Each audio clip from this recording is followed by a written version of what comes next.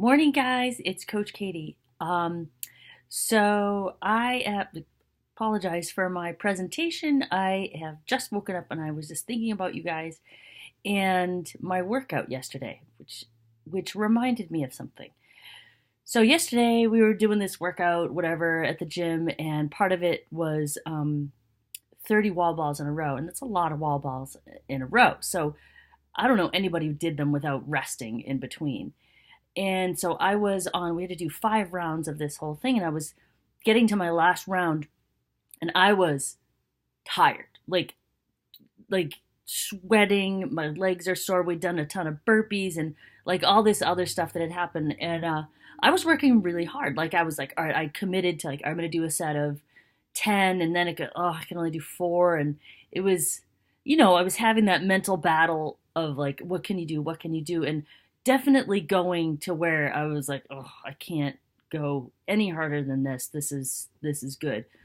And like anybody from the outside looking in could look at me and go, she is killing herself. That she's working wicked hard and she's been at this for however long the workout had been going, like 20 minutes or something. So like nobody would look at me and say she's dogging it.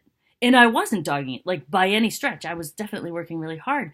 But then one of my friends came over and started cheering me on, and he's like, you can do it. String, 5 more together. Don't take a break here. We'll do this, do that.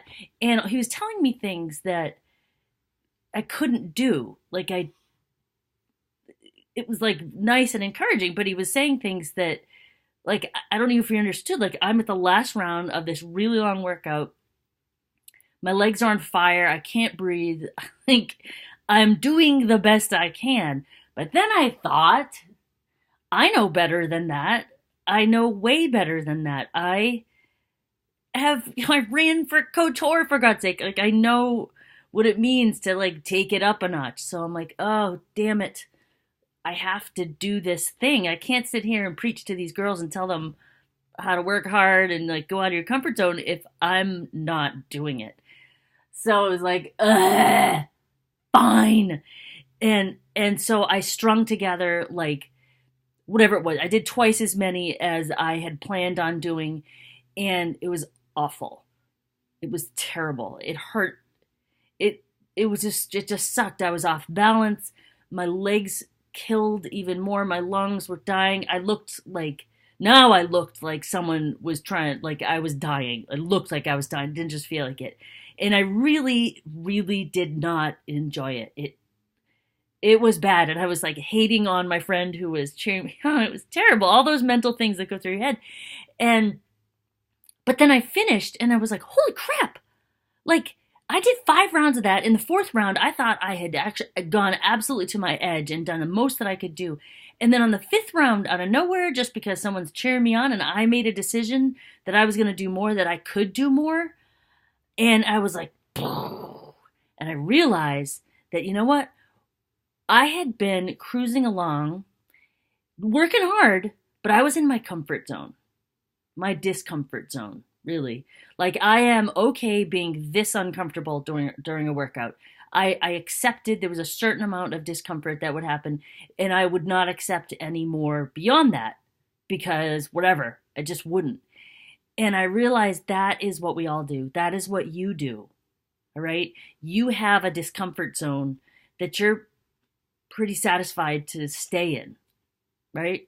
I know I'm right. You've got to get out of your discomfort zone. You just have to.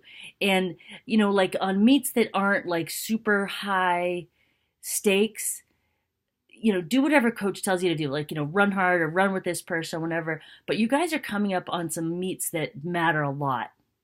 And you have a lot to prove. You're a little team, and it's going to require big things from your little team.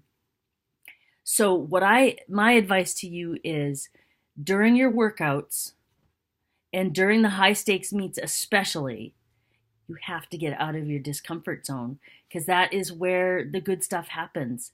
You get out of your discomfort zone and you surprise people. You beat someone who thought they had you because they're used to your discomfort zone.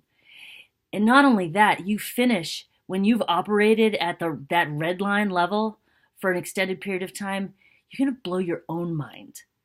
you will look back and go, holy crap, was that really me? I did that? And now your brain has grown to accommodate something new that's possible for you. So there's no easy way to do it. It sucks. It's just like, it's awful and requires like intense mental strength.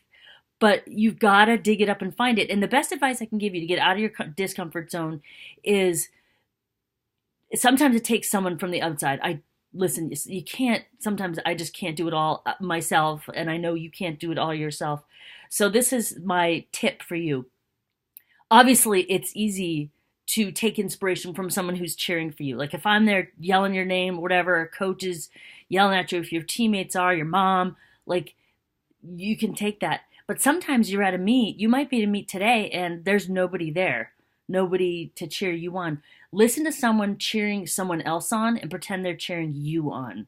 Whatever tips they give to that person, pretend they're giving them to you. So take everything that's around you and use it as fuel to, and because that's the only way. You've got to pull energy from the outside to get into your discomfort zone. And that's where the good stuff happens, I promise. All right, guys, have an awesome day. Go find your discomfort zone and blow out of it. All right, I love you. Bye.